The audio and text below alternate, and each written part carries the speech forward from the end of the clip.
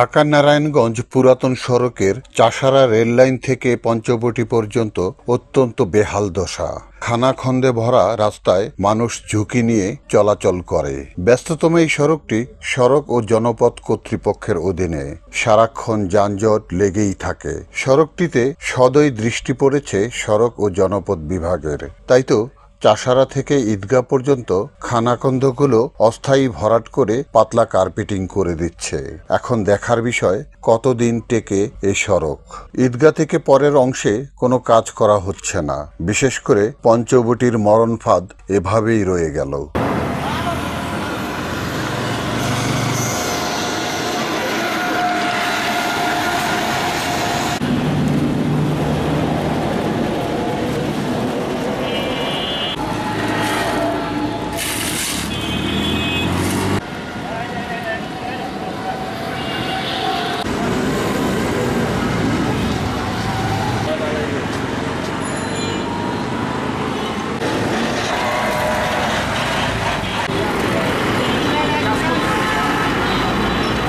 Report Shahjahan Chowdhury, NNTV, Narayanganj.